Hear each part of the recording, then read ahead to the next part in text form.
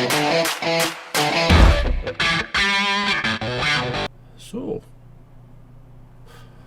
hello.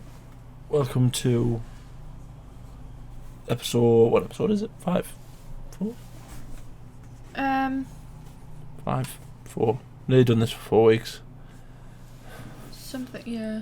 I am. Well, because we didn't get one of them because it monged us. So it might be episode 4.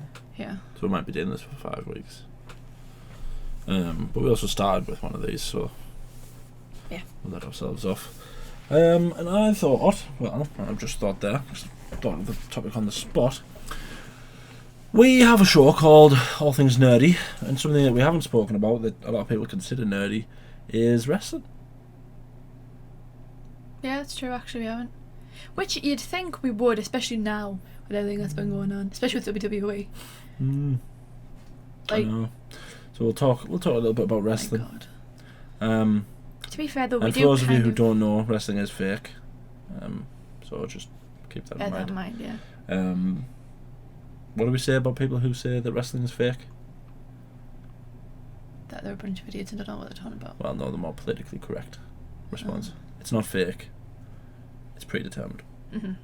They still take the hits. They still take the bumps. Yeah. But like the outcome of the match is the only thing that's fake is the idea that it's. Well, they do because it's for me, right? I always liken it to movies.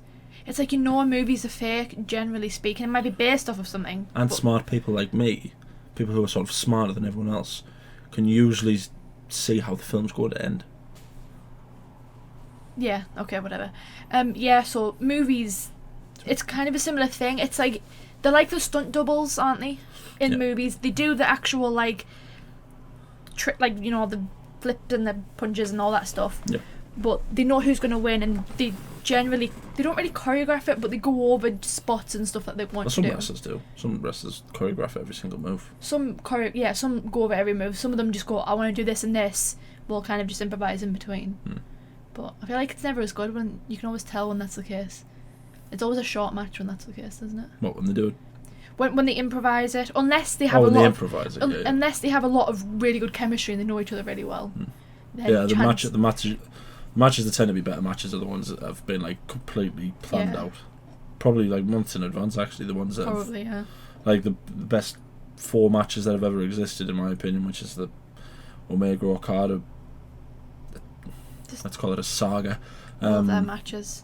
Just every single one, especially leading up to the 4th one, every single match meant something, and it was literally like a film. What was it? Saga. 4 matches they did, wasn't it? 4 matches. 4 matches.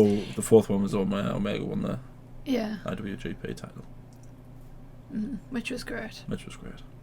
It's like, I feel like universally, anyone that's watched that match that can call themselves a wrestling fan loved it. Even if you don't like Kenny, even if you don't like Okada, even if you didn't know who they were, you could still appreciate how good of a match it was. Well, I didn't start watching New Japan until the 5-star between AJ Styles and Nakamura. That was when I started watching it, and then that was a really good match as well. I was surprised it only got 5 stars. To be fair, looking back, I feel like if Meltzer could give that a higher rating, he would. But obviously, with those matches, you can't really watch them as a non-wrestling fan. So if we showed one of the matches to like Mam, she wouldn't have a clue why it was so good. Yeah. Especially the 4th one. The 4th one needs so much build-up, and you need to understand every single little thing. That's why every single little move and nuance that they do pays off something else. Like all the callbacks as well. Yeah. They did like. It's hard to explain. Like, he did moves that other wrestlers do, but he did it because he was in a feud with them, or because he was like friends with them. Like, he did like some of Ibushi's moves, which obviously he was his tag team partner / they were in like a relationship, Kenny and Ibushi. So it was like stuff like that. I like it when wrestlers do that because it's like it's clever. That's the storytelling part of it. Yeah. But let's talk about something more recent because that was like 5 years ago now. God, that's depressing, isn't it? It might not be 5 years ago. I think it was like 2018, so it was only 2 years ago. But I only exaggerated a little bit. So we'll just let that guy with the big penis drive past. So what's happened this week? What's happened? To be fair, so this whole WWE thing and the ban of the third party what is it? The third, what's it called? The third party relationships. Yeah. So like Twitch. I don't think YouTube. They're kind of a bit weird with YouTube. It's the same with YouTube. Is it? Because I know up, down, down still a thing. Yeah, but that's licensed by WWE. Yeah, and it's because basically it's kind of confusing because I see different things. Originally, I thought it was they took a percentage of the income that they were making. So the initial report that came out was that at first WWE said no third party relationships. Yeah. We don't want you involved in third party relationships at all. So that's Twitch, that's YouTube. It's like promotions who want to use you to It's promote even Instagram, stuff. Like they're not allowed to have sponsorships on like Instagram and Twitter and stuff. That's the one that supposedly broke the camel's back. Was Lana, not what's she called, CJ Perry. Her ring name's Lana, but she's her real name's CJ Perry. She had a deal with an energy drink company called Bang or something, and she would every month she would post like this provocative sort of. She's dancing around in a bikini and she's drinking this thing, and she does this little dance move where her boobs are shown because she's got big boobs and she's blonde and everyone likes that. And then she'll do like a little dance or she'll shake her bum and everyone's like, the thing that I'm thinking about this is that I want to buy that energy drink. That's what every man's saying. They're not saying, oh my word, look at this woman. You know, but that was the thing that sort of everyone kind of the WWE lost its mind over. And then they came out and went, no Twitch, no YouTube. And a lot of wrestlers came out and went, absolutely not. There is no way you're not letting us do that. I was surprised the amount of wrestlers that have stopped. Like AJ Styles, I did not think that he would. But he was just like, yeah, okay, I'm done. But apparently, though, it doesn't apply to the NXT wrestlers. I've seen that. Because I know Adam Cole has one. And Kai has one. Yeah, and like a few others have them. Apparently, it doesn't apply to them, which I think is kind of. Because they've made this big thing, isn't it? That NXT is now main roster. It's its own brand, but they're not treating them the same. I feel like as well there are a lot of wrestlers. That's because NXT's better. It doesn't get as many views though as the ratings aren't as high. It's because it's Wednesdays. Well, because it's not a Monday and a Friday. Yeah, fair enough. But still. The thing is with that's funny is that a load of wrestlers came out and went, right, absolutely not. You know, you've got no right to not let us. Because have you ever seen their employment plan? The WWE employment plan. They have to buy their own cars, the rental cars. They have to pay for their own accommodation. They have to pay for their own travel. Or they might not have to pay for the travel. They might get a ticket. I know a lot of them. No, because you hear about a lot of wrestlers driving to places, so that might not be true. Oh, it might just be that you've got to get to that thing. So they don't get any of that stuff. They don't get insurance. They don't get sick pay. They don't get health insurance. They don't get injured pay. They've got to pay for all of that, and it's like, that's ridiculous. And now you're saying that they can't have third-party relationships, and it's like, especially right. I wouldn't want to work there. It's like, in a legal sense, it makes sense that if they're using their WWE names that the WWE technically own, you can understand them saying, well, so we own that. That was the second part. Yeah. The second report came out and said, so they said you can't have Twitch, YouTube with your WWE names. Yeah. A lot of them did that. Yeah. Which is fair. I kind of understand what they're getting at because they do own them names technically. Ones like Adam Cole, they don't own though. They don't. Some do. The wrestlers that agree to them owning the names, they can, but I understood that, but it's more of a moral sense. I feel like morally it's, especially for the wrestlers such as like Paige, who hasn't been used in months and probably isn't getting paid that decent for it. She might still be getting paid, we don't know. She probably is. Getting a wrestler's wage. She won't be getting a wrestler's wage. I know she was doing stuff behind the scenes and stuff, but chances are she wasn't getting paid that much. So heaven forbid she wants to make a bit of extra money on the side. To, well, that's a good one, isn't it? Because she's come out and said, well, that's absolutely not happening because she broke her neck 3 times for the company, so she can. Yeah. I think she's earned the right to be able to sort of, and I think she's changed the actual name now, so she doesn't refer to it as Paige. She uses it's Soraya or something. I think she uses her real name. Maybe I'm not sure. Something like that. I don't know, but it is. And now the next thing that's come out about it is that Zelina Vega has been released because she said that she wouldn't stop because she's got a YouTube channel. She has a few things. She has an OnlyFans YouTube channel, and now she's started a Twitch channel. So because she's married to Aleister Black. Yeah. So the thing is, that's kind of a two-part that you mentioned him. They literally the thing that people reckon it was is she tweeted saying that she stands with the unionization, which is something that Paige mentioned, which is that wrestling should have a union that they can go to if they think they're not being treated fairly. Which is fair enough, actually. Yeah, which I feel like every workplace should, to be fair. I feel like that's just a common thing, but she tweeted that, and then, like, hours later, they put out things. And they literally, have you seen the tweet that WWE said? They're like, we've come to terms with the release of, like, Zelina. Yeah, and it's like, you come to terms with it, so you fired her, basically. Yeah, that's what yeah. And then another thing after that is Aleister Black, as well, wanted to move back to NXT, but apparently got denied. Yeah. So, it's just the latest addition to the wasted on the main roster story. The thing is, though, right, it's like so much. You go even further back, I still can't believe they've released the wrestlers they released. Especially during a global pandemic. Again, it's a morality thing, isn't it? Like, well, they released some of them because of the pandemic. They can't afford to pay them. Yeah. Which is one of the things that they said, because they can't. Obviously, one of the main money sort of the way they earn the money. One of the biggest ways they earn their money is things like house shows and getting fans into their actual shows. And if they can't do that, then they're not going to have as much money as they can. They're relying on things like the network that people have. You know, paying they're only paying $9.99 a month for. Yeah. I don't think they've got that many network subscribers. Merchandise sales and stuff. Yeah. Yeah. But it's weird. It's yeah. awkward. But that's the kind of thing that a lot of people in the wrestling industry. I say wrestling industry. Obviously, we're not in the wrestling industry. We're just kind of watchers. But it's like spectators tend to say that that's the kind of stuff that company peddles. You know what I mean? And it's horrible when you think about it, because it's like the likes of Paige is your perfect example. She gave absolutely everything. She gave some of the best moments of that generation of wrestlers. She helps push forward women's wrestling. People WWE. who say that the likes of the Bellas, who somehow were the spearhead of the women's revolution, are idiots, because Nikki Bella came out with her big boobs and her big bum, and she did a little provocative dance, and her finishing move is called the Rack Attack. Which is just a stunner, isn't it? She puts them on the back and then just drops them a little bit. To be fair, I do think they improved. Their wrestling definitely did improve, and they did kind of modernise themselves. But for me, it was AJ Lee was a big one. Although she was she had a moment where I was kind of like, you're kind of setting it back a bit. Yeah. But she was still, in terms of when she was wrestling, I think she was way ahead of her time. But then Paige came and she was like, I'm not like all those lasses. I'm pale. I've got black hair. I wear rings in my lips, and everyone. There was a reason every single man in the universe went, we want her.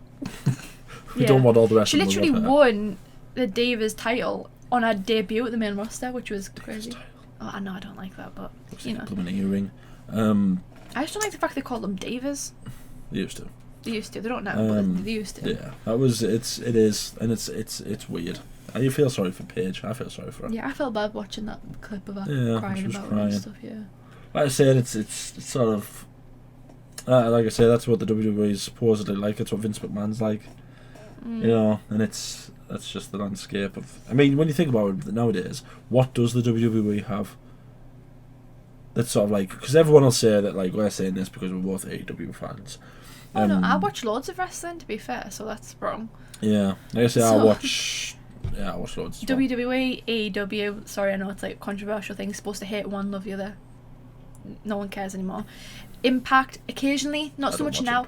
Impact's kind of gone down massively, I think. Ring of Honor I watch a bit of. New Japan's the biggest one. I watch New Japan because I like New Japan. New Japan's where a lot of not very good wrestlers, or wrestlers who you don't think are very good, show how good they are. And that's why it's because they're allowed to do whatever they want. I feel like New Japan is just pro wrestling. I know it sounds daft, but it's like... Oh, you get some good promos there as well. They do promos, but it's like you can tell they just really care about the wrestling. Yeah. Whereas I feel like WWE, they've moved away from that over the years. It's become entertainment. I'm sorry, right? 5 matches and a pay-per-view, a 4-hour pay-per-view, 5 matches, and the rest of it's promos is... How many matches were on Full Gear? Full Gear? There was quite a lot. 3-hour, what was it? 3-hour pay-per-view. So 3 hours. I think there was 6 matches. There wasn't 6. It was more than that. Well, there was. Should I have a look? There was Nyla and Shida, Jericho MJF, Cody Darby Allin, the tag match, Mox and Eddie. There's one that I've forgotten. How do I find that? Anyway, at least everyone knows how much you hate long pay-per-views with short matches. It's just, do you know what it is, right? It's too much. Do you know WrestleMania 35 was 7 hours long? And people wonder why fans struggle to watch them. And it's like, can you imagine being in an arena for 7 hours and trying to stay motivated so you can cheer everyone? Yeah. The thing is, though, it's like... Right, so I've got the things here for Full Gear. So it was... Not the pre-show. The pre-show doesn't count. Yeah. The main show. So it was Kenny versus Adam Page. That was the one I was forgetting. So the Cassidy, 6. John Silver. 7. Alan and Cody. Shade and Nyla Rose. Young Bucks FTR. Matt Hardy, Sammy Guevara. MJF, Chris Jericho. John Moxley, Eddie Kingston. So that's 8 matches in a 3-hour pay-per-view. About 3 hours. If it was 3 hours. It might have been, I don't know how long it was. It was about 3 hours, but... I should say the one you want to be... The ones you want to be mad about is the fact when it's like I say, WrestleMania, when it's like 7 hours long. Especially as well when the matches aren't very long. When it's a squash match, like they build it up all this time, and it's like a squash match. I'm sorry, but it's like... Like Kofi and Brock Lesnar. Seriously? Yeah. Don't even go there. Don't even go there. There's a lot of people who are still miffed with that. Because they just treat it like they didn't care. Like you didn't care. You've just lost the biggest prize in the WWE and you don't care. It's weird, right? Because the New Day, the 3 of them, as a team, they were really heavily pushed, but individually, they were just really underrated. Because they're all really good wrestlers. I don't understand. People think that they're just like the comedy guys that are just there to entertain. Fair enough, they are good on the mic and stuff. But they are still good wrestlers, and I just feel like they don't get treated as other good wrestlers. They're kind of just, Yeah. Yeah, it's weird. It's weird. Yeah. Survivor Series soon. I know. That'll be another long one. That's really confusing me. They haven't done any build up to Survivor Series at all. I've done a little bit. They've done like the formation of the teams, but like usually Survivor Series. So NXT. I'm still mad about that. I was not very happy. There was a moment last year when it was Survivor Series, and Walter got eliminated first, and the fans just booed like mad. They were like, "Are you joking me? The man could beat literally anyone in that ring to death with his bare hand, and you're eliminating him first." I know. But Roman Reigns won, because of course he did. Do you know what it is with Roman Reigns? Him as a heel is great. Could be better. I do feel like he's overpushed though. Of course he's overpushed. For the skills in the ring that he has, he's absolutely overpushed. AJ Styles hasn't won a match in a pay-per-view yet. Did you know that? I didn't know that. Apparently this year, in 2020, AJ Styles has not won a match in a pay-per-view. It's barely been on. And I'm like, seriously? AJ Styles, arguably one of the best professional wrestlers in the world today. Some people consider of all time. And he hasn't won a match in a pay-per-view. The thing is with things like that is... Something just fell. With AJ is always the TNA guy whenever people... It was amazing that AJ even got the WWE title at any point, and he got it twice. So a lot of people... It was amazing that AJ Styles beat John Cena, who was like the WWE guy, and he didn't just beat him once, he beat him like 3 times, and everyone was like, what world are we living in? And of course, obviously, whenever you say Roman Reigns, most WWE fans will say, well, he's too... He can have good matches. He has had good matches. Oh yeah, definitely. But there's the WWE, basically, when everyone said you need to turn him heel, they refused to turn him heel. And then when everyone went, what we need now is a face Roman Reigns, he came back as a heel, and everyone was like, all this time we've been waiting for you to turn him heel, and you turn him heel when no one's there to see it. Yeah. It's like... That would have been really good with the crowd. Yeah, it's like that's when we needed the heel turn, when we were there to see it. Yeah. And they had the Thunderdome thing and all that crap. I do like the idea of the Thunderdome. I just don't... It's I don't know, they've kind of turned it into like... I don't like it when, they cut it off. Like when the Fiend comes out and they cut it off for some reason. And you can't see the reactions of the fans when the Fiend comes out. I don't understand, because the Fiend arguably is one of the most over people in WWE. He's probably one of the most beloved. He's the most entertaining thing in wrestling at the minute. And there I said it. it's a little thing, but it always just annoys me. Like, why cut the reactions out? I want to see the reactions that people have, because a part of wrestling for me is the reactions of the audience. I imagine it would just be a lot of sort of people sitting there doing the same thing as me every time the Fiend comes out. No, it's like that. It's like because I just love everything about the Fiend. Like basically, I can't believe that no one in the back room, right, who writes all the silly little monologues and stuff, didn't just go to Vince McMahon and go, right, put the title on him and leave it on there him and just leave it there, because it's like the guy knows how to be entertaining. But no, they had to take it off him in a week. Bury him to Roman Reigns. Twice he's been buried. Do you know what it is though? The Fiend, although he gets buried, he's so good that you just don't even realise he gets buried, because he's only so so many times though. Because Bray Wyatt was good before he got buried 30 times, and it's one of them things where it's infuriating. I feel like right now everyone, all the fans, are just like ruin. You know, like, Lana, put her through as many commentary tables as you want. Oh, I feel sorry for the Fiend and Alexa Bliss, because she's in there now. Bubble wrap, just protect them. Don't touch that storyline. Don't go near it. Don't ruin it. Let them have retribution. Let them bury retribution. Take it. Just don't ruin the Fiend, for the love of God. He's literally the best thing that the WWE have at the minute. That's why they moved him to Raw. Let's be real. That's why, because Raw wasn't. He's going to win the title soon, isn't he? Yeah, but Raw wasn't doing as well in ratings as SmackDown. SmackDown was like kicking the backside, so they were like, okay, we need to get the ratings up on Raw, because that's like their main. That's like the baby, isn't it? That's a golden boy. Let's put the best storyline we have on Raw.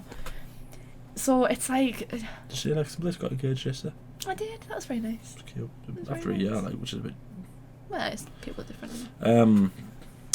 Yeah, the Fiend's just great. If you don't know who the Fiend is, go and Google him, because he's I feel like awesome. everyone Just the look. I absolutely love that mask. I kind of want Alexa Bliss to get a mask, like some kind of. She might. Do you think? Not even to wear like throughout, just even to go down in. She was right what she said recently, right? Because someone came out and asked her and said, "How would you feel like working with someone like Bray?" And she basically went, "He's what pro wrestling should be." And it's like, she's absolutely right, because he's entertaining. He can have a good match. He's scary when he has to be. He's cool when he has to be. And even he's not like before when he had a promo when he was the sort of hillbilly farm guy. He would just say sort of creepy words. He would be like, "Fate and destiny has brought me to you, and now you will get the keys to the kingdom." And everyone was kind of like, "We don't know what you're saying. We like it. You don't make any sense." But keep like going. And now it's the Fiend, and they do the Firefly Funhouse thing where he does the ridiculous host, and I love it so much. That is such, because it's like, I feel like it's like one of those creepy like 60s like kids shows where they like draw like the kind of. That's exactly what it's meant to be, yeah. And it works because it is creepy, like it's the polar opposites, isn't it? Because you've got the creepy guy who waves and says "Yowie wowie," and then when he just kind of goes, and he stops. And it sort of flashes the Fiend's face. I got so excited when he debuted on the Fiend. I know. That Finn Balor match was so amazing. I feel like everyone did, to be fair, because it's like I loved it so much. It was original. We hadn't seen something like that in a while. The reason why the Undertaking, the likes of Kane, before he took the mask off, was so successful was because they were just scary. Yeah, like you got scared by them, like in the Fiend, I feel like that was the first time after them that someone was like, okay, it came out of his head. Like, honestly, I watched that on me and my two friends watched that when it was happening, and we went, "What is that he's carrying?" And then it zoomed in on his face. I was like, "Oh my god, it's his face!" I was like, "That's so cool! I can't believe this PG WWE lets you see Bray Wyatt's head with something in the mouth and his eyes stitched." I was like, "Is this fresh out of The Wrong Turn or something?" It's just they should. I feel like. And he did that thing with Finn Balor's head where he went, snapped his and Finn sold it perfectly because he went. And I was like, "Oh my goodness, he's killed Finn Balor." That must be a botch. Yeah, like a botch. You just straight up killed the man. Oh, that's a botch. Absolutely, just murdered him in front of all of our. There's like a million suspects, witnesses. Oh, I love this. I love the Fiend so much. No. WWE, don't mess it up. They're gonna mess it up, aren't they? I hope hope not. And I'm sorry, right? Alexa Bliss is living this part up. She's going for it. Like, she's gone full Joker, hasn't she? It's literally she's like what I imagine Harley Quinn should be. That kind of like, she's obviously obsessed with the Fiend. A perfect relationship between the two. Yeah, where they love each other. Well, no, I don't think he's abusive towards her in this one. Oh no. Yeah, but it is that kind of like, I'm interested to see how not like where it goes, but also like how that affects Alexa Bliss's future. Yeah. Because it's going to be kind of hard for them to, because they can't just say, okay, this is done, now she's Alexa Bliss again. Because surely it's going to be like long term, like the rest of her career will be impacted by it. Yeah, because it's going to be interesting where our character goes after the Fiend, because when she talks about it, she says she's done everything. She's pretty much done everything. She's won all the titles. Except main event WrestleMania, apparently. She does all she wants to do. Yeah, and I think that the best thing that they could have done with that is give her to Bray, because it gives her, because I think the WWE just go, right, okay, whatever you want to do, just do it. And then now Alexa Bliss has been brought into that where she can do whatever she wants to do, and it's just everything about it's just cool. I'm pretty sure they're probably going to put the title on Bray at some point, because I feel like it's going to get to a point where both of them have a title. That shot where Randy Orton was on the ramp and Drew was in the ring and the Fiend was behind him, and he was like, I don't know which one I want to pick here, and he goes towards Drew, and I was like, that's exactly the kind of booking you need to do. Make everyone scared of the Fiend, because everyone Robin should be scared of the Fiend. Yeah. Do you know what it is, right? I love the Fiend, I do. But I still don't get why WWE would spend the amount of time they did building up Retribution for them to be squashed by the Fiend. I get later on. Fans didn't take to it. I know, but it's like, stick to it. Like, draw a plan, even if like right now we don't like it. Stick to it. Stick to your guns and just go, okay. Well, here's why we brought them in, for one. The nails in the coffin where they give them stupid names, then stupid masks, then a stupid leader, because what on earth is the reason behind Mustafa Ali being the you've got a high flyer who's the leader of this horrible group who wants to destroy the... How does that make sense? You go with someone like Reigns when he's the heel? Do you know what I mean? Yeah, I think everyone expected it to be Reigns. And it's like, yes, people might expect it, but they expect it because that's the better option. Yeah. So just because we're expecting it doesn't mean that it's the bad option.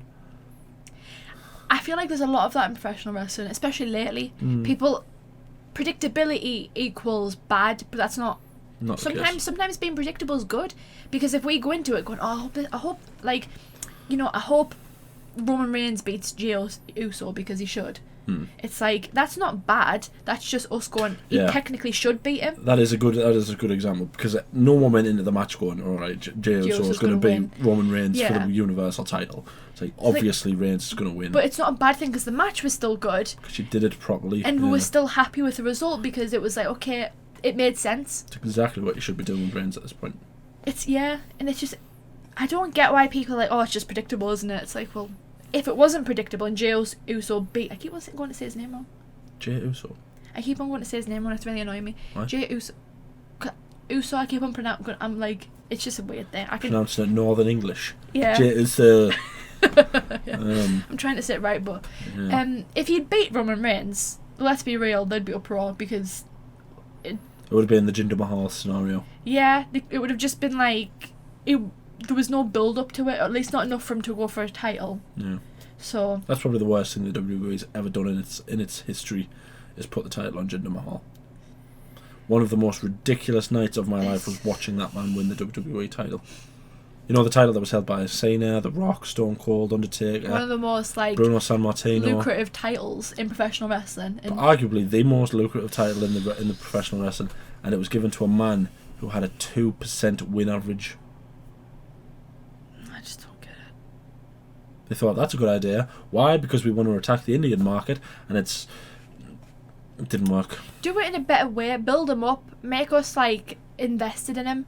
Make him the underdog, because obviously he was. Like, make us feel bad for him. You know, like, don't just put a title on him just because all you're doing is making it look like, oh yeah, we need to be inclusive. He is a title. Look at us. Yay! It's like, That's not how it works. Let's talk about some good stuff. What's good that's happened recently? Obviously, Full Gear happened. Let's go by a bit, because I made you watch the Dragunov Walter match. Oh my God, that was such a good match. And for the first time in my life, I was kind of like, oh my God, I can't believe I'm agreeing with Jim Cornette. And it was like, because he came out and he said, just so you're aware, this is what wrestling could have evolved into. And I was like, I get what you're saying. I do kind of agree. Had it not been WWE that won, I think eventually that's if you imagine in a dream world where WWE and WCW defeated each other and they were both destroyed, and then Ring of Honor and Impact and New Japan became the wrestling companies, then Walter against Dragunov is exactly what wrestling would have been. Yeah. Because for those of you who don't know what we're talking about, it was very, very, very strong. Like when you watch it, and that match wouldn't have worked with a crowd. I don't care what anyone says, absolutely would not have worked. The perfectness of that match is the quietness added to it. You could hear every single strike, and it was like, oh my God. Yeah, the selling was. I don't think I've ever seen someone sell a chop quite like it. The guy looked like he was dying, and as he should be with a Walter. Oh, absolutely, because I mean, God. There's been a few good sells of the knife chop, but Dragunov really made it seem like someone dying. Like someone had just I don't even know, like his lung just gave out, yeah. It was Adam Cole's sell of the Adam Cole. He landed with his head. Backflip. Adam Cole's just the greatest. He landed on his head though, that was yeah. We haven't been saying it right though. Adam Cole baby is how he's supposed to say it. Adam Cole baby. I just want to be in a crowd when he enters. Can you remember, like, a few months ago when they were saying, is Adam Cole leaving WWE? And it's like, do you think that WWE are going to let the man with the most over catchphrase in the universe, right, leave? The guy who literally says his own name. Yeah. And everyone's like... There's so much money in the Undisputed Era, but just in Adam Cole, there's that much money in him. Of course, they're not going to let him go. He's a bit... It's crazy to me, like... Because AJ Styles went straight to main roster. Adam Cole went to NXT. I feel like he might have asked to go to NXT, but Adam Cole is just as popular as AJ Styles was. Yeah. When he left New Japan, he was just as popular as AJ Styles. I would say though, the difference between them two is AJ technically is the better wrestler. Oh yeah, absolutely, yeah. Adam Cole's ring IQ is higher. He knows how to make a match better just with his face and the way he acts and stuff. Whereas AJ, he's got like better moves. He is that high flyer that everyone loves. He's probably more universally well known, isn't he? Like everyone knows AJ Styles. Even if you haven't seen a match of his, you know who he is, because he's kind of like Mr. Wrestler, isn't he? Like the man who basically went, no one is going to own my name but me because I've got it tattooed on my body. Yeah. Did you see that thing with a fan got that tattoo? And I hate that so much. And his children's birth dates. I hate that so much. Why would you get his children's birth dates? I hate that so much. That's awful. Why? That is so creepy. Thing is, what would you get if you had to get like a wrestling tattoo? What would you get? Yeah. I would. I don't know.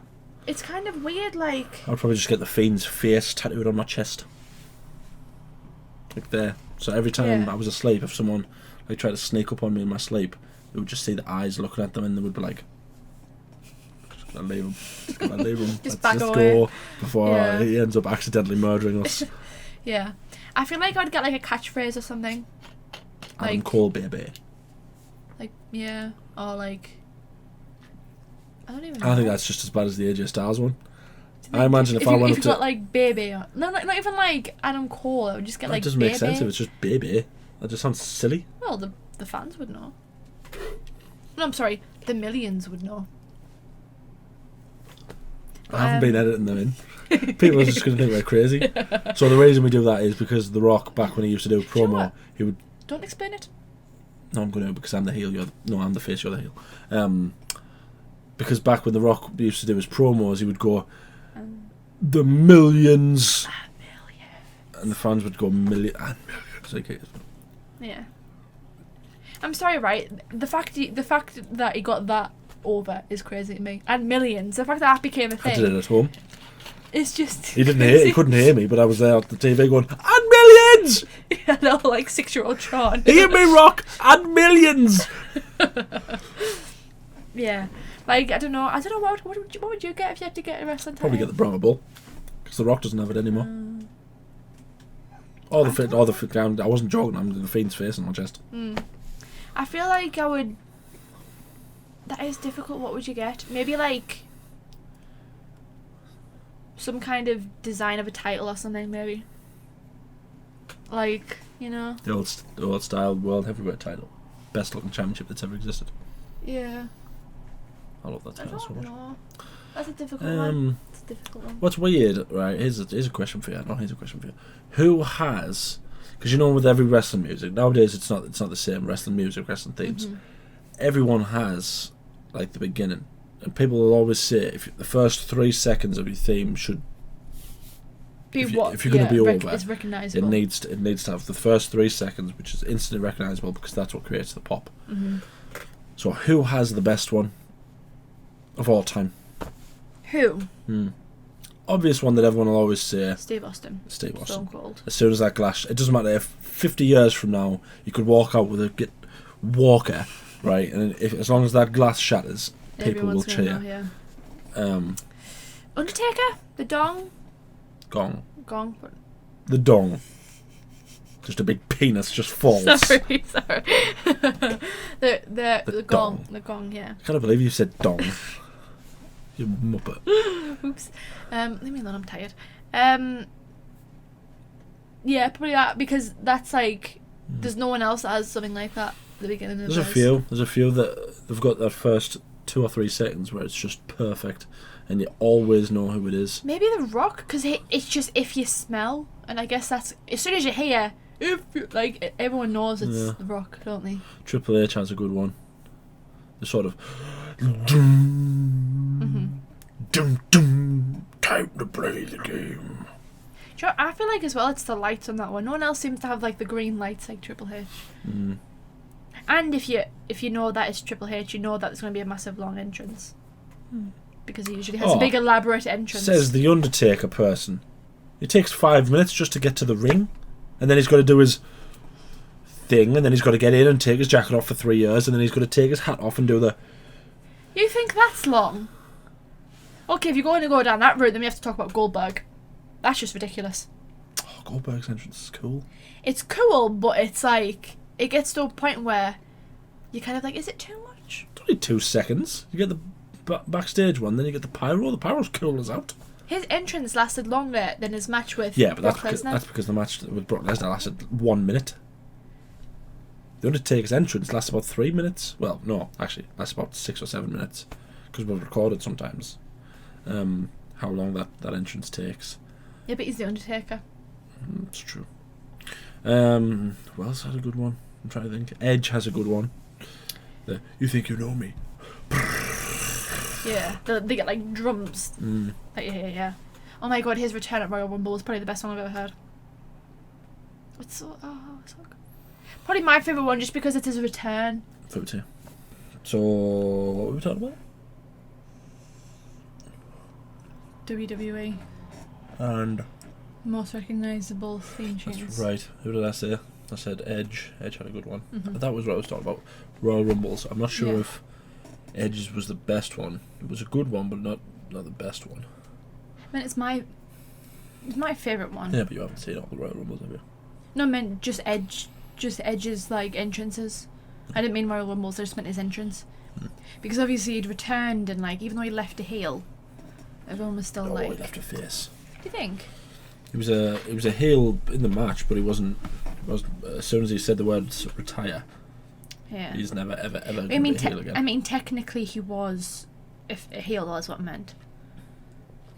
Technically, he was a heel. I'm not even sure. No, he was a face. No, he was a face when he retired. I thought he was trying to think about it. No, because he was against Jericho, who was the heel. I think, yeah. I feel like I always just put Edge as a heel just because he was so good as a heel. He was the best as a heel. Yeah, that's probably what made his retirement so heartbreaking, was that he was a face. And it was really sad. It was really sad when he retired. It's really sad. Anything like that, to be fair. Like Paige's, I thought was really sad. I think Daniel Bryan, I thought was really sad. Yeah, it's always sad when a wrestler retires. Especially when it's like the neck, and you know, the chances are, if they come back, it's going to be years down the line. Who knows how old they'll be? Like, if they'll be, they're never going to be as good, are they? Really, when you think about it. Edge came back in his best shape of his career. Yeah, true. And he had two of the best matches of his career as well. He was gone for 9 years though. You have to wonder how much of that was... Like, he didn't just... Like, his neck didn't just get fixed and then, like, he was back in the ring. So he must have trained a lot for it, but... You know what I mean, though? It's like Daniel Bryan, he said that this was going to be his last run. Yeah, but that could be like sad. 5 or 6 years, that, though. Yeah. Which is still sad, though, because he's, like... Because to him... I know, but, like, to him... Like, he said it before, like, he doesn't feel like he's as good as he was when he left. I think he's a bit more tentative now. So he should be. He's had that many concussions. Yeah. I think that's the same with the backroom team. They're probably saying you've got to be a lot more careful. We didn't tell them, did he? He was having seizures and stuff because of the amount of concussions he had, and he didn't tell them.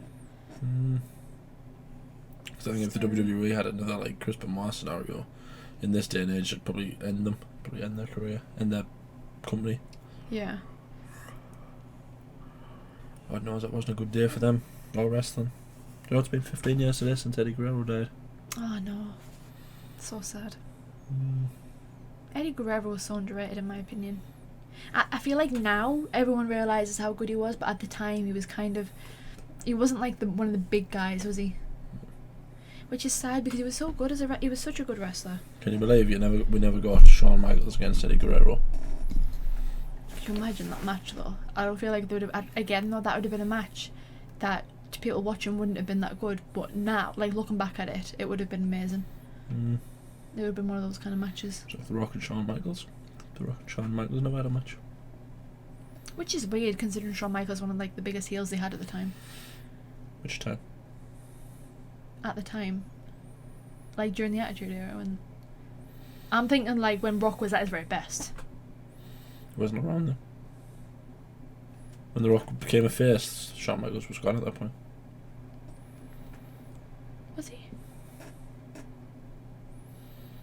Shawn was like... When did The Rock leave again? He left in like 2002. Something like that. Then he came back 7 years later, which would have been about 2009.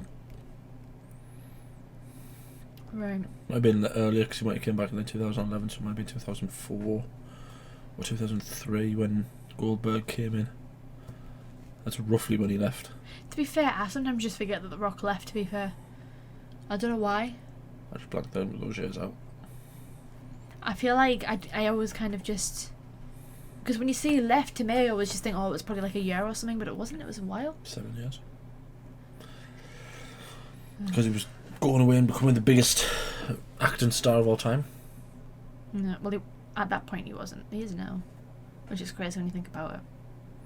It's crazy when you think the amount of people that like know The Rock but don't know where The Rock started.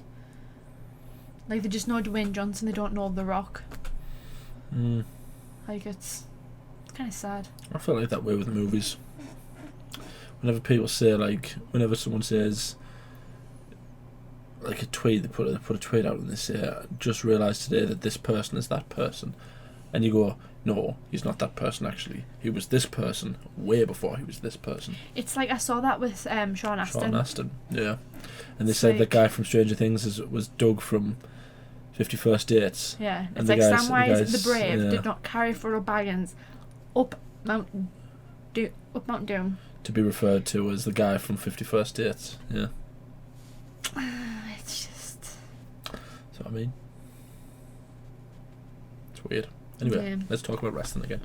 What else has happened recently? Trying to think what else has happened recently. Obviously Full Gear happened. I feel like do you know what it is, right? I don't get. I see it all the time on like Instagram. I don't know why it's always Instagram. I feel like Instagram people are just so much more like aggro than Twitter people sometimes. And they kind of take it in turns. Recently it's been Instagram. Why people are so obsessed with AEW versus WWE? Because they're trying to make another Monday Night War. Because I know, to be fair, I know AEW takes shots at WWE. But that's kind of their thing. They always did. The likes of the Young Bucks and Kenny, when they did the BTE stuff, they always took shots at them. It was never like because they genuinely hated them, because they were going to go there before AEW was a thing. They were going to go to WWE. it was more of just like a jokey kind of like, oh yeah, they messed up here, so let's poke fun at it. And people just get so mad and like so like. And the WWE do the same thing. Oh yeah, it's just I don't get it because I watch and enjoy both for different reasons. I enjoy the storylines and the storytelling in WWE. I do enjoy some of the matches. Hell in a Cell is probably one of my favourite pay-per-views they've done in a while. Because I liked every single match they did. The lead up to it was really good. I like AEW because I don't know, I think AEW, although they don't do very much in the storyline bit, I like the matches they put on. They can put on some really good matches when they want to. They do some good stories as well, though. Oh yeah, they do. Compared to like the WWE, they don't do as many stories. Yeah. They're kind of more focused on the wrestling more than anything. Yeah, Full Gear was good though. Oh yeah, Full Gear was good. Because I rewatched it last night. And I don't agree with people saying that the FTR versus the Young Bucks was the best tag team match that they've ever done. I don't agree with that. I think it was a good match, and like the story sort of points in it were good, and I liked how there was the callback to DIY from FTR. Yeah. Just so you know, FTR is what are they called? The Revival. They were the Revival. They were what's the FTR stand for? Fear the Revolt or something. They call it a few different things now. They kind of just it's more of like a. Yeah. It hasn't got like an actual meaning by the sounds of it. And the Young Bucks are Matt and Nick Jackson. But DIY is Tommaso Ciampa and Johnny Gargano, who had a feud with FTR back when they were in WWE and NXT, and they put on some like absolutely amazing matches back before FTR got absolutely ruined by the WWE. And absolutely FTR against the Young Bucks was not the best tag team match that they've ever done. That's still Kenny, Omega and Hangman. Kenny and the Hangman Bucks. Against the Bucks, yeah. I did appreciate the storytelling in that match though. Oh, it was good, yeah. But I just think like everything in the other one was better. Yeah, I feel like there's obviously going to be more FTR Young Bucks matches. Yeah. There's no way they're going to just end it with one match. It's going to be, that's probably going to be like the rest of their careers, to be fair. As long as they're in AEW, that'll just be a reoccurring thing. But like the way it ended, I loved the way it ended because it didn't take anything away from FTR. It didn't make them look weak. Like, you know, the fact that the reason FTR lost the titles was because they stopped doing the way they did it. Yeah. Because he did a flip, and obviously FTR, their whole thing is fists, not flips. No flips, just fists. Yeah, that one. And so it made sense. Although it was really like, I wasn't expecting them to do it that way. And so like when it happened, I was like, you know, that makes sense, because it's kind of, I don't even know how to like explain it. It made sense. I know it's not a very good explanation, but I just can't. Yeah, the Hangman Omega match was better, I think. I think it was.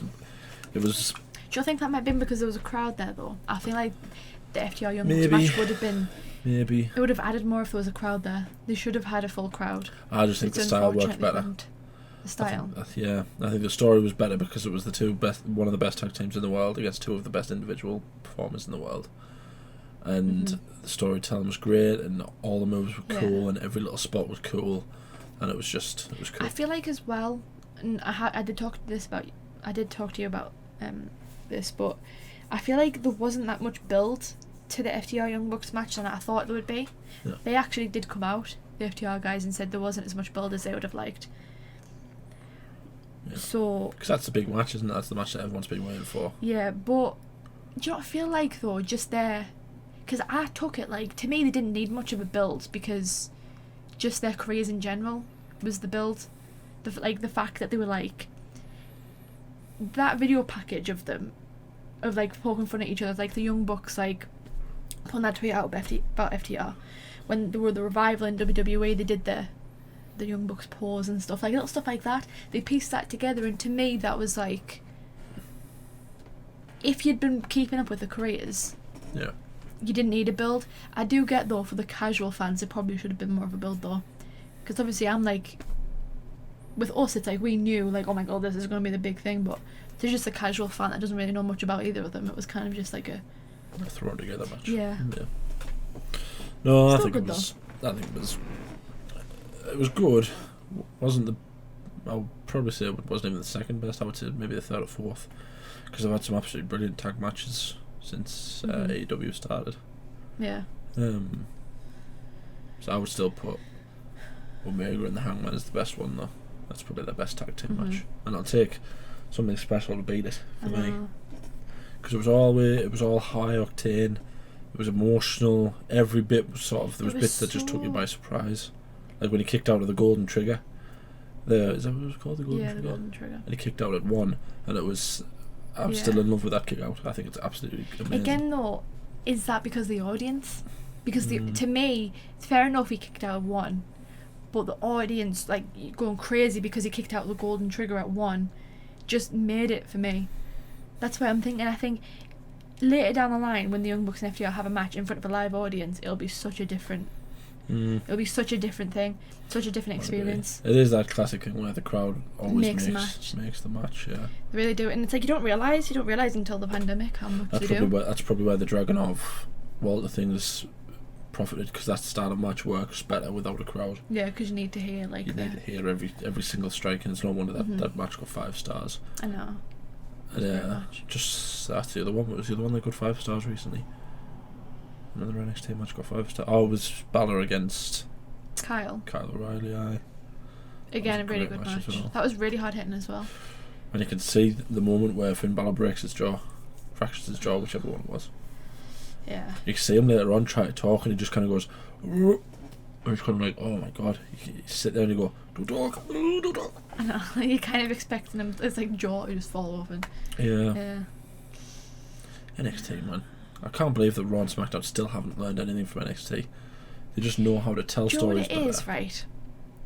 Because I've noticed this, is I call them like the WWE fanboys, because, and you get them with every company, I'm not just, thinking WWE, but those people that WWE, that's it. They don't watch anything else, they don't care about anything else, they don't even try to watch anything else, and they just hate on it because they just think that it's like WWE is the thing. Yeah. And again, you get them with every company, but they don't, that group of people don't like NXT because it's not the same, doesn't follow the same format as Raw and SmackDown. As in NXT, it's the indie version of Raw and SmackDown. Yeah. It's like it doesn't do as many promos as Raw and SmackDown. It's not as big on that. It's more about the actual matches. Yeah. And so it's weird to say because it's still a WWE product. But it's run by different people. Yeah. Well, it's run by Triple H. And it's just different. That's why I think there's that whole NXT versus AEW thing, because they're both similar. And so did you ever see when Triple H turned up to, I don't know if it was ICW or what, but he turned up to a random British indie show? No.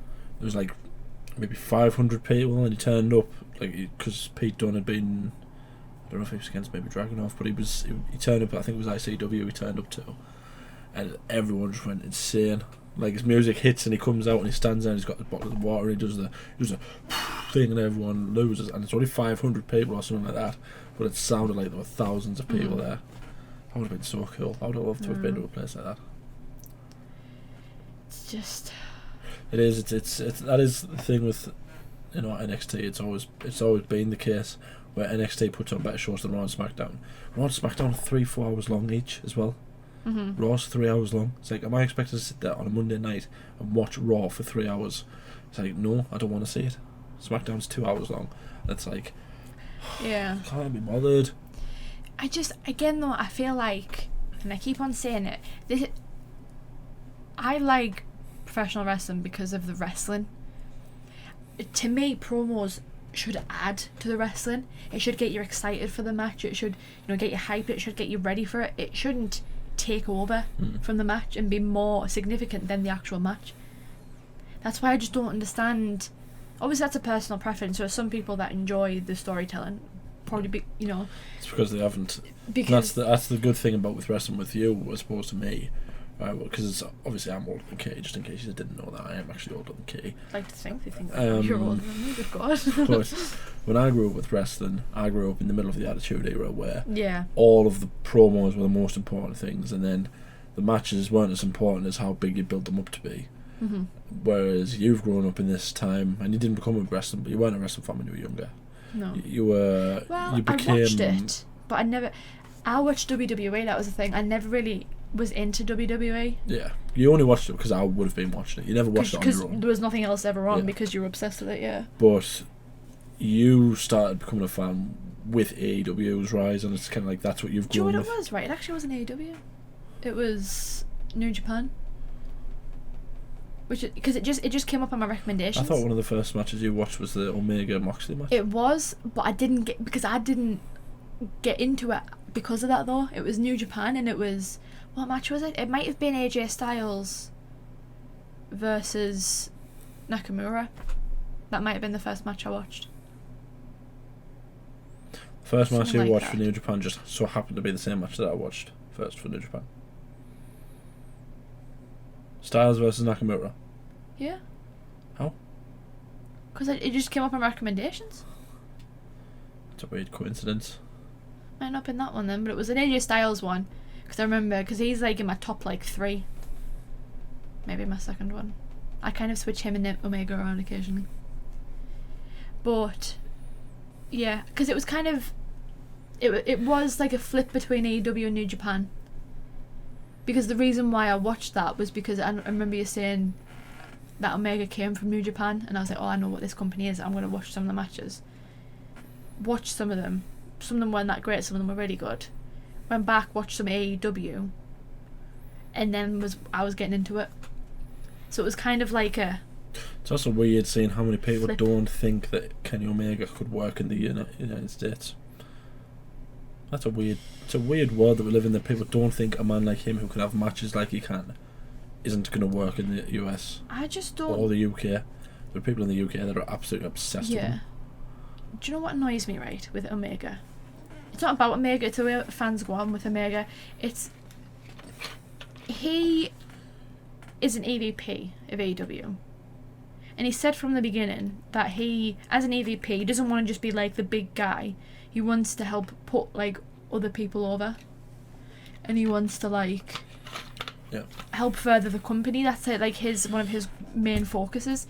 And so the fact people get angry at the fact he isn't putting on a match every week and isn't doesn't have the title and stuff, it's just crazy to me. Because he's trying to help a company grow. If there's one thing that Shawn Michaels proved, is that you don't have to be the champion to be the best wrestler in the company. Yeah. As has Cody Rhodes has proved that as well. He hasn't had the main title, he's had the mid-card title. But he's been, when he got that title, and I said to you this as soon as he got that title, I said that's his excuse to go out and have the best match every single week. Because that's what things like that do. That's what elevates the companies, when people have great matches. That's why the Young Bucks haven't had the titles till now, but have still been considered one of the best tag teams probably the best tag team on the planet. Because they still put on good matches. Because they just put the best match on every single pay-per-view they do.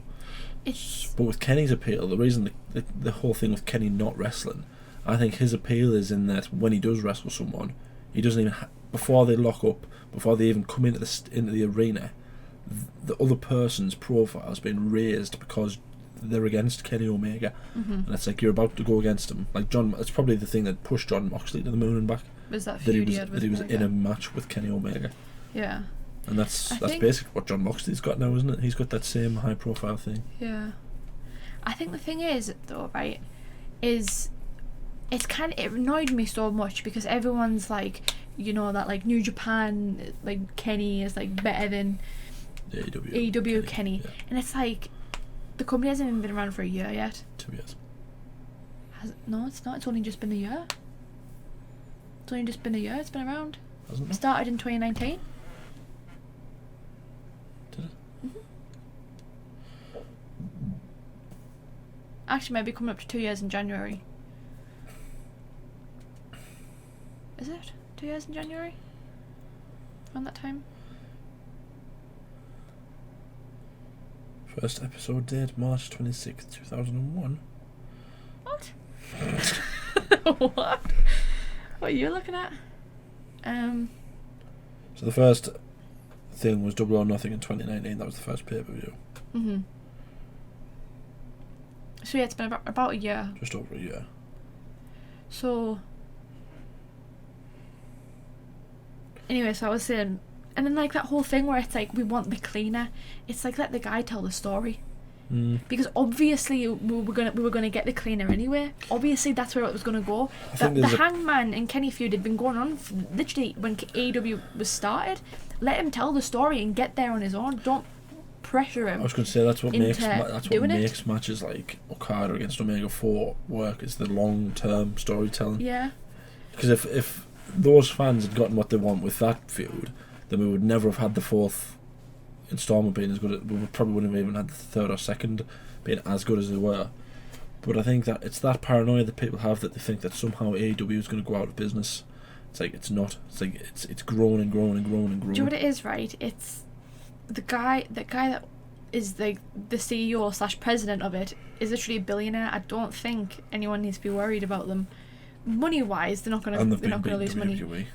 And they've been getting ratings, which is annoying. I've noticed it. People just do the American ratings, but then do all the ratings for WWE. Have you seen that? For AEW, they just give them the American ratings, don't include like the British ratings, which get more than the American ratings, and just put the WWE, like all the WWE ratings. Yeah. It's like, come on, guys, come on. Don't do it. If you're so worried about AEW's ratings being higher than WWE's, just don't do a ratings war. Simple as that. No one cares about ratings. I don't care about ratings. I watch both. I enjoy both. It's like the people who try to claim that there's a Wednesday night war going on between AEW and NXT. It's not a war. Neither company's going to go out of business at the end of it. You know, it'll be 10 or 11 years down the line if either company goes out. Well, WWE might take longer than 10 years, but if AEW was to go out of business, it would be 10, 11 years down the line. Especially when they have, because even if Tony Khan decided to leave because he didn't want to do it anymore, I think there's more than enough people in AEW that would just go, okay, we're going to keep it going. The likes of Cody Rhodes, I don't think he would ever let AEW go out of business. Even if it put himself out of pocket, he would keep it going. The likes of, John Moxley, I think even he said he would never leave AEW.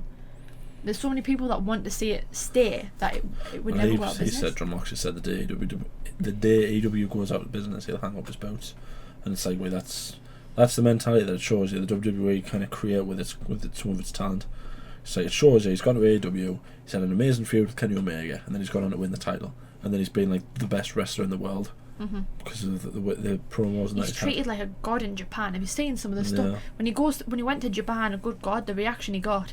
I felt so great. Good for you. And it's like but that's the mentality that the WWE creates. It doesn't value people like him, who's like, he's not Reigns, who's jacked and long hair and chiseled jaw. He's not Rollins, who's the paragon of what wrestling should be. He's the other guy basically, but he's like the rough and tumble, he gets down and dirty kind of guy. And he's never once squirted mustard and ketchup at people. He's just been busting people up and kicking all kinds of backside, and that's exactly what he should have been in WWE, but he wasn't. I feel like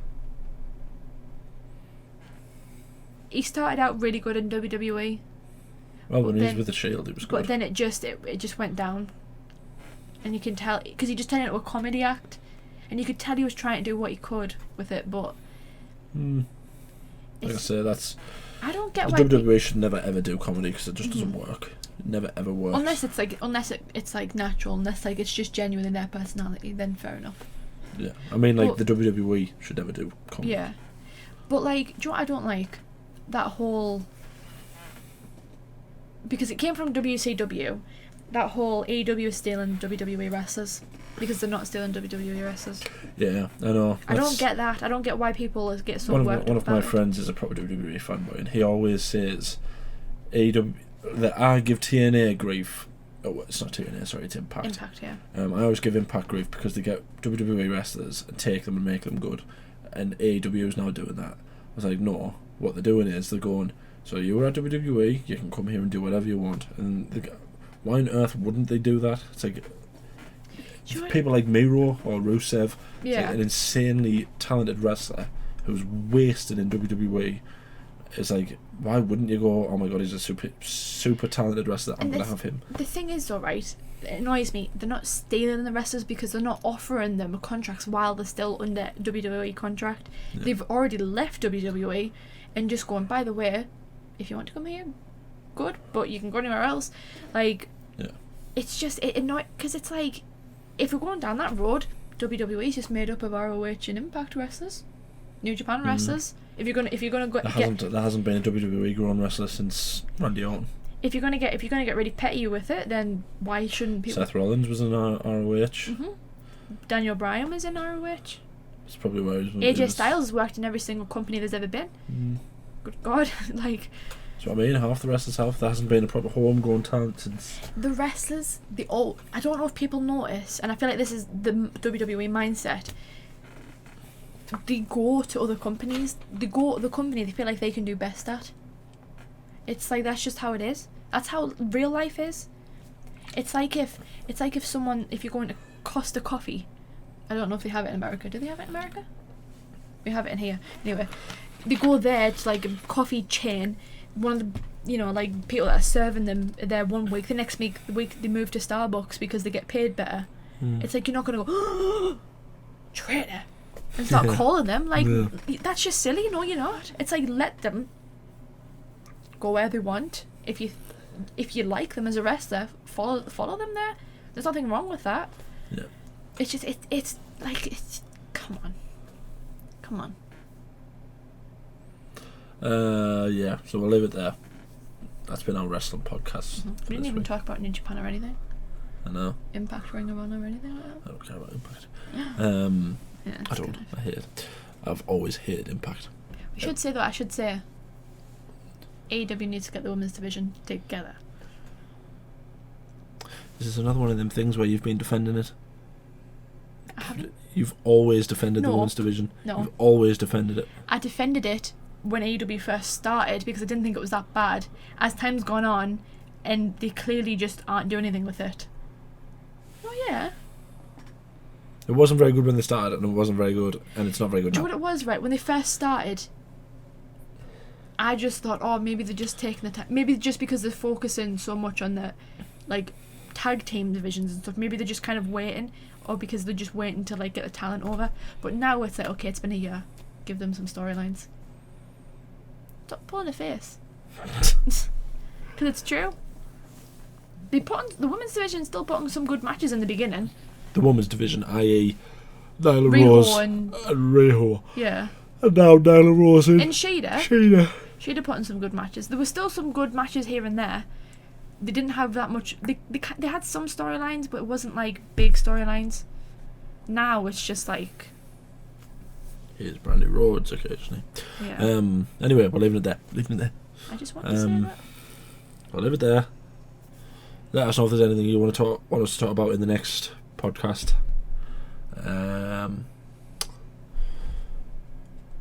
Yeah, thanks for watching. Oh, do you know what it was? The first match I watched was Styles vs Okada when he won the title. I need to know.